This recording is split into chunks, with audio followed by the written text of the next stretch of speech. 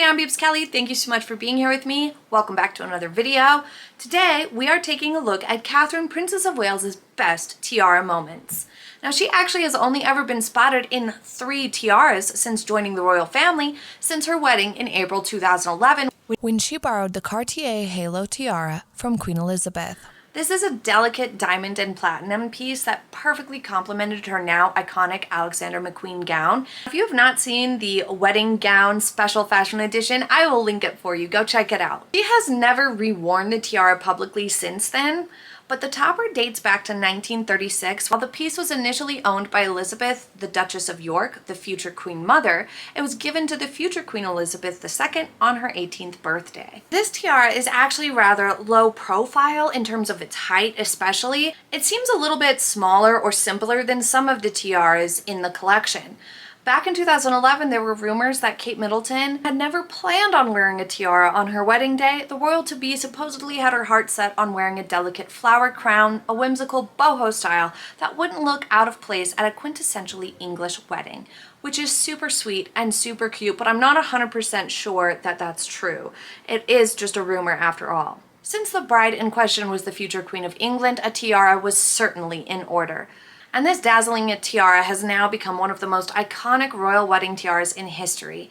It's made up of 739 brilliant cut diamonds and 149 baguette diamonds. Tradition dictates that tiaras should only be worn by brides on their wedding day or by married women because of the tiara's roots in classical antiquity. It was seen as the emblem of the loss of innocence to the crowning of love. And this tiara specifically has held a firm place in royal history. Kate was not the first royal to wear it. It was often considered a good beginner tiara of sorts, perfect for a younger family member with a smaller than average size that wouldn't induce headaches, because these tiaras are quite heavy, some of them. Halo tiara's beginnings go back to 1936 when George VI commissioned Cartier to create something spectacular with the diamonds and platinum he had purchased for his wife 3 weeks before he became King George VI, and she became Queen Elizabeth, the future Queen Mother. But it was a perfect addition to her wedding look. It was absolutely beautiful, and its intricate design but delicate nature played in perfectly with her gown. In December 2013, the Duchess of Cambridge's first post-wedding tiara moment took place at the annual diplomatic reception at Buckingham Palace. For this formal event, she chose the lotus flower tiara. The dainty tiara features both diamonds and pearls and was a favorite of Princess Margaret's, also worn by the Queen Mother in the years before her husband took the throne.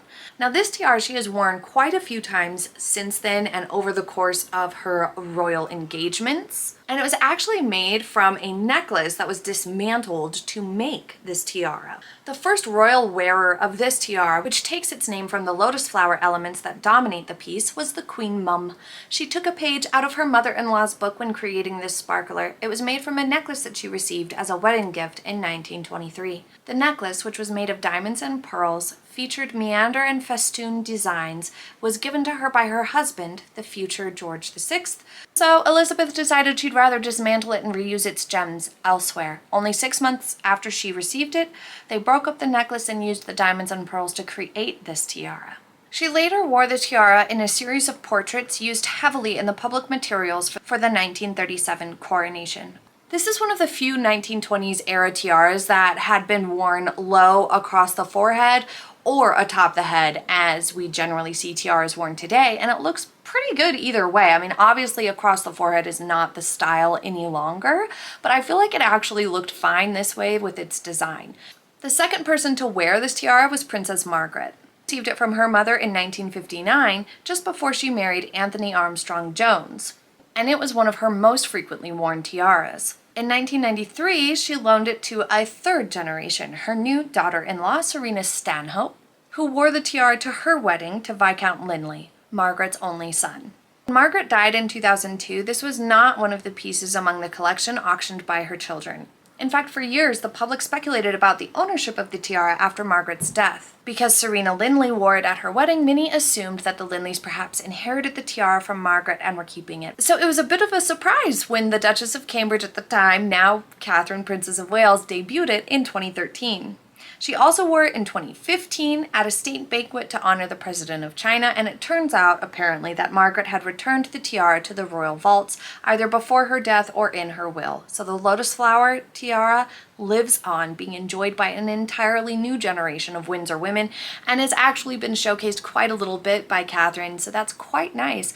I think that she likes the slightly daintier tiaras, especially when she was new to the family. I think that it could, especially for somebody down to earth, feel a little bit out of place to suddenly be wearing tiaras. So choosing ones that feel a little bit lighter on the head, are a little bit more reminiscent in feeling to, like, say, a headband, and that are just daintier and simpler in style, I think made a lot of sense for her. And just shows her character even more, that she is truly a down-to-earth, unpretentious, quite lovely human being. So photographers aren't always allowed inside annual diplomatic receptions at Buckingham Palace, so sometimes the only photos that we see of the royals arriving is from the car, which is the case in 2015 when she was seen wearing the lover's knot tiara. I think this was the first time that she wore it. The second time she wore it was in December 2016. It is somewhat thought that the lover's knot tiara is reserved for those who will someday become queen. Princess Diana frequently wore this tiara, and it obviously holds sentimental value for the Duchess of Cambridge, but the piece also has a distinguished royal history, sometimes referred to as the Cambridge lover's knot tiara. It's in fact a replica of an earlier royal tiara. The one Kate wears was created by Queen Mary in either 1913 or 1914, from pearls and diamonds already owned by her family. She modeled it after Princess Augusta's headpiece, the original Cambridge lover's knot tiara, which is currently thought to be held in an unknown private collection.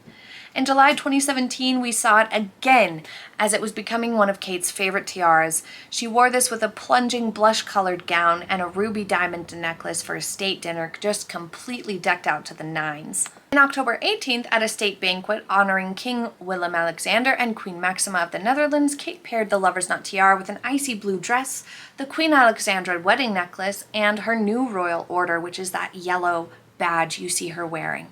I definitely think this tiara suits her really well, not just because it's one we've seen her wear a lot, but because the way that the pearls hang just gives that sort of delicate and dainty vibe that suits her really, really well. She also wore it in late 2018 at the annual evening reception for members of the diplomatic corps at Buckingham Palace, and a shimmering Jenny Peckham gown, a bedazzled clutch, pearl earrings, and her yellow royal family order completing the look. Wore it again in June 2019 in honor of Trump's state visit to the UK, this time with the Queen Mother's sapphire and diamond fringe earrings and her new Royal Victorian order. Diplomatic receptions dress code includes tiaras, so she has to wear tiaras for these events, and the fact that she continues to wear the lover's knot shows not only that she likes that one, but perhaps it holds more significance in terms of which to choose. It is not only just a recognizable tiara, but it's quite big. It's quite tall and very, very famous, so I feel like it's a great choice for these moments. Here in this Velvet McQueen gown, she wore it again in 2019. And in November 2022, for the first state banquet hosted by King Charles, the newly minted Princess of Wales opted for the lover's knot tiara once again, and this was the first time she wore a tiara as Princess of Wales, I believe. Correct me if I'm wrong in the comments, so I felt like that was a very fitting choice. 1 month later, in December 2022, at that diplomatic reception, she paired it with the lotus flower tiara and a Jenny Peckham gown, and this was the perfect choice for this dress. The tiara's design sort of echoed the design on the dress just ever so slightly, and since she had just worn the lover's knot tiara a month before, I feel like it was a great choice to choose something else. But the lotus flower being the only other tiara that she really wears frequently besides that lover's knot one, it's a great choice to go for when she wants something a little bit different shape or slightly more dainty. In June 2023, at the Jordanian royal wedding, she brought out the lover's knot tiara again with this sparkling Jenny Peckham gown and Queen Elizabeth's Greville chandelier earrings. This was a stunning look. I absolutely love the way she wore her hair here in this. She usually does her hair in an intricate low updo, like lots of chignons or buns or things of that nature.